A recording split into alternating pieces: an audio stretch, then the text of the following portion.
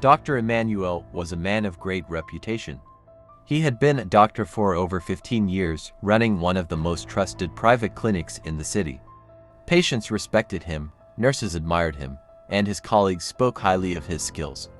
He was known for his calm voice, his reassuring smile, and the way he always made people feel safe. Women, especially, felt comfortable around him. He had a way of speaking that made them trust him.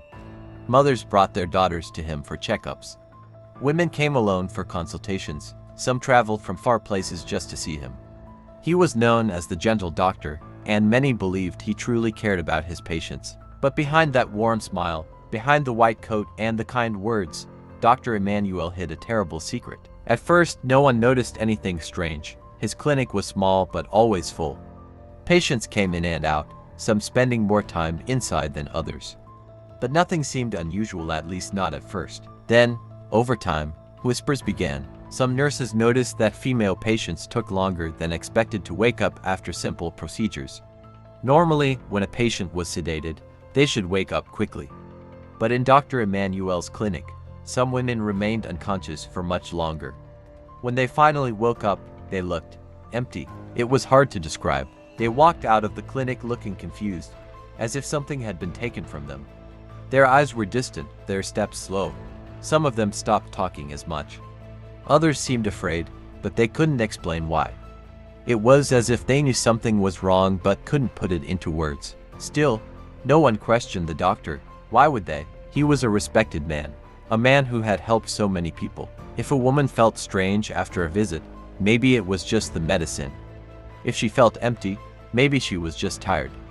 If she woke up feeling like something was missing, maybe it was just her imagination. That's what everyone told themselves. Until one day, a nurse named Grace noticed something that changed everything. Grace had been working in Dr. Emmanuel's clinic for 3 years. She was young, hardworking, and eager to learn.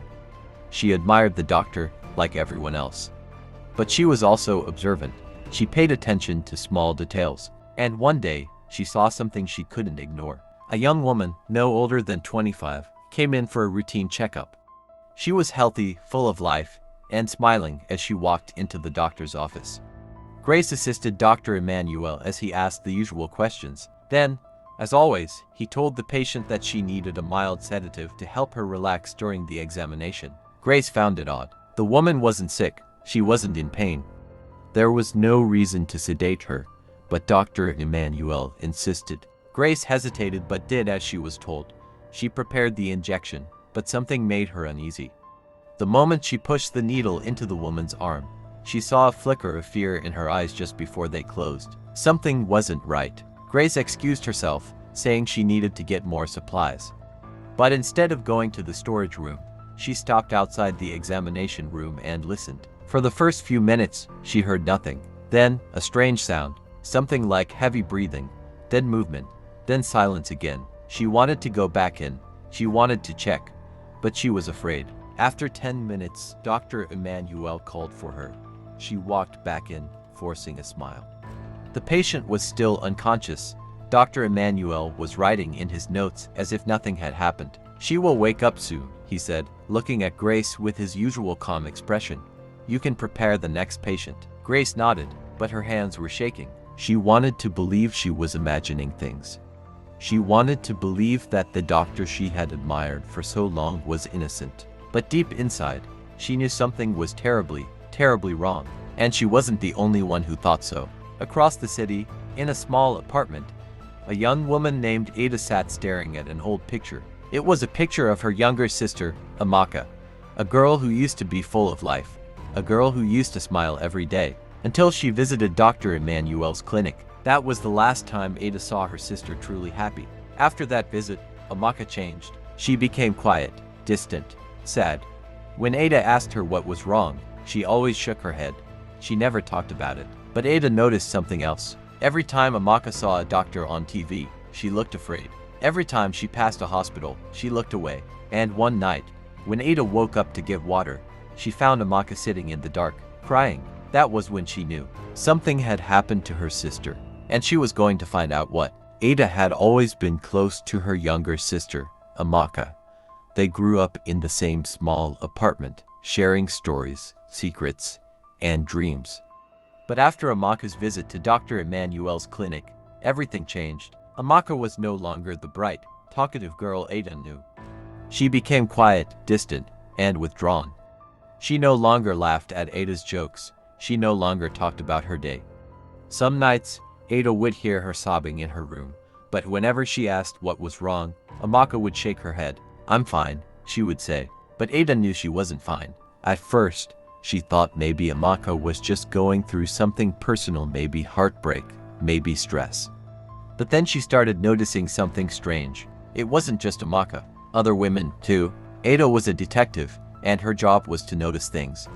She had spent years training herself to pay attention to small details, changes in behavior, inconsistencies in stories, things that didn't add up. And something about Dr. Emmanuel's clinic didn't add up. She had heard stories from women in her neighborhood. Stories about how they went in for a simple checkup and came out feeling different. Some said they felt tired, but not in a normal way.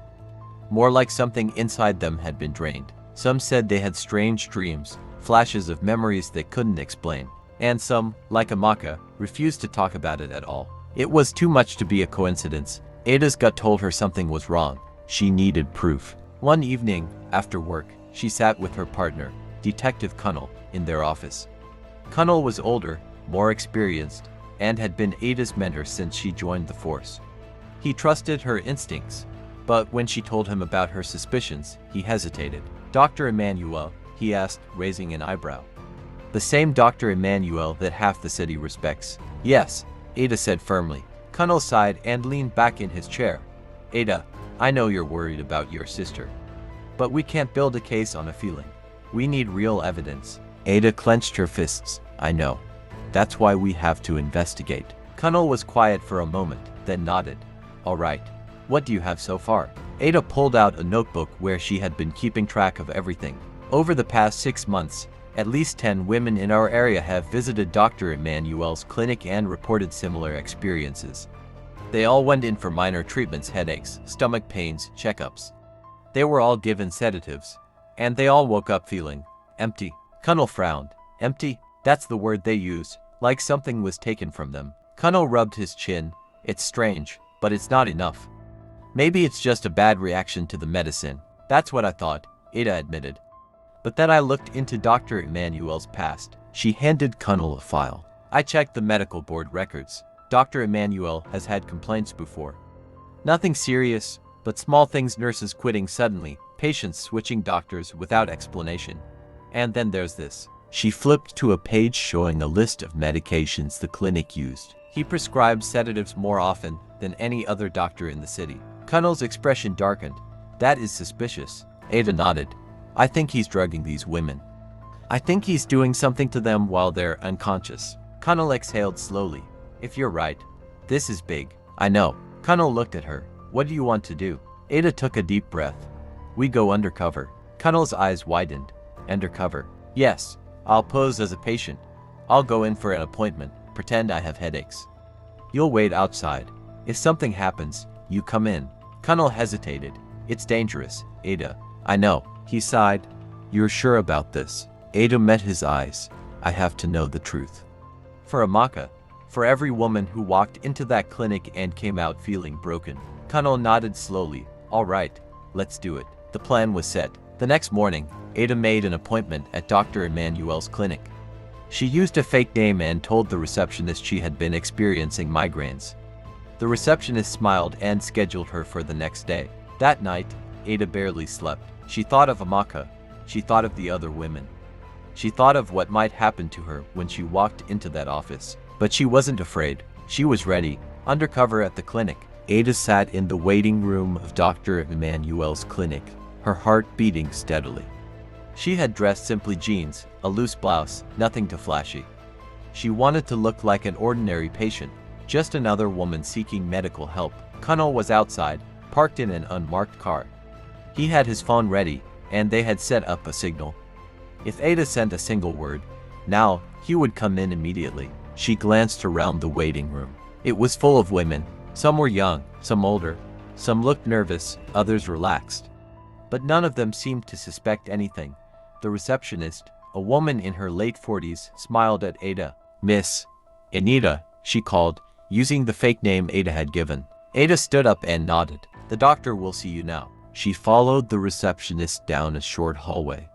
The walls were white, decorated with medical posters. The air smelled clean, like disinfectant. She was led into a small examination room. Doctor will be with you shortly, the receptionist said before closing the door behind her. Ada sat on the examination bed, taking a slow breath. She needed to stay calm. She needed to act normal. After a few minutes, the door opened and Dr. Emmanuel walked in. He looked exactly like she remembered, tall, well-groomed, wearing a crisp white coat.